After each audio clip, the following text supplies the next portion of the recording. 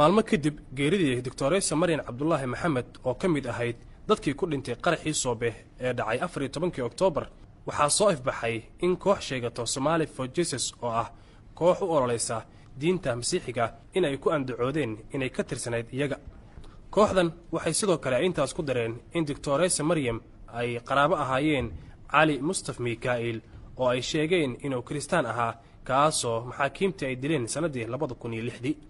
haddaba goobjoog ayaa arintaasi kala hadashay ehelada iyo asxaabta marxuumadda si dadka ay wax badan uga ogaadaan. Aaba Cabdullaahi Macalin Maxamed oo ah Maryan aabaheed ayaa ugu horeyn waxa uu ka hadlayaa sida uu wax u maqlay iyo sida ay wax u jiraan intaba. Maryam Cabdullaahi waxay ahayd qof Islaan ah, Muslim ah, ku dhalatay diinta Islaamka, kuna barbaartay, kuna dhimatay bay ahayd. waxaan cambaaraynayaa oon ka soo horjeedaa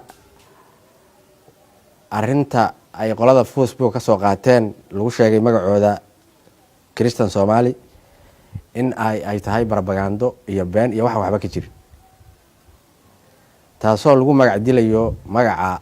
familka ama magaca Islaamka ama ummadda Soomaaliyeed una baahan in laga hortago la iska difaaco. الله وحول ليه ويأمرون بالمعروف وينهون عن المنكر وحي منكر أهلنا ومدة كنا هي معروف كان فرع وأرين منكر إن قال إسكشة تودد إسلام أو دينتي وكسور شدنا وأنا عباريننا أن واحد مغلي إن أي نن أي شاكتين أي ماركتي إسجارنا يه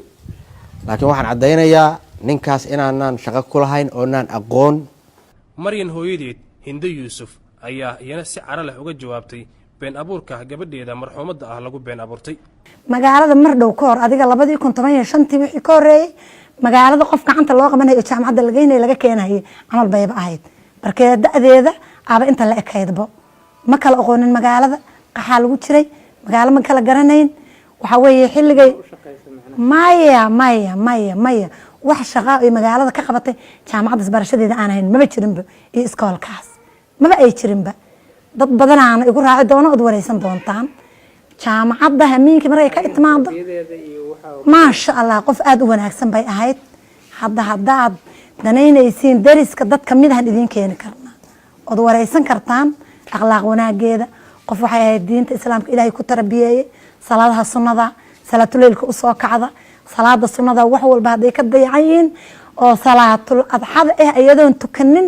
Maryam ma shaqo tagi jirin. waxaa kaloo goobjoog la hadlay qaar ka mid ah Allah u naxariistay Maryan asxaabteeda kuwaas oo Maryan yaqiinay ilaa yaraanteeda.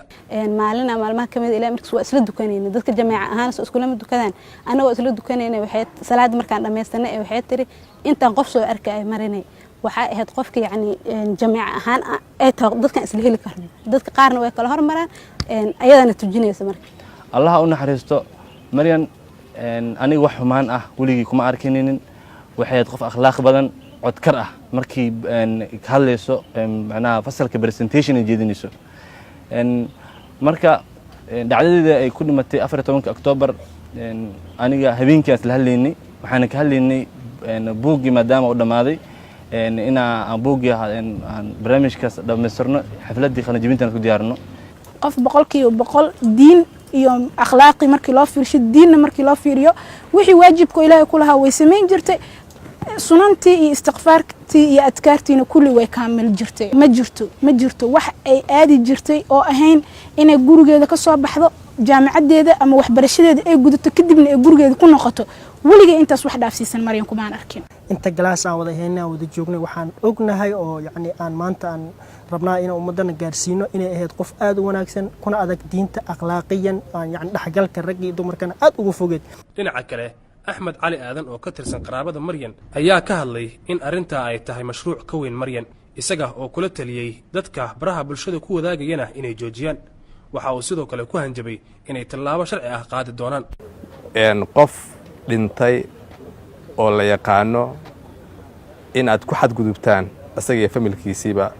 ma idin suuragalayso waxaan xooga saari doonaa inaan si fiican u raadino xogtooda la xisaabtanno meelaha ay joogaanna aan kula dacwoono haddii Allah idmo taasaan xooga saari doonaa aniga shaki iigama jiro Maryan waxay ahayd ilaahay ayaa shalay nagu manaystay maantana ilaaha uun oofsaday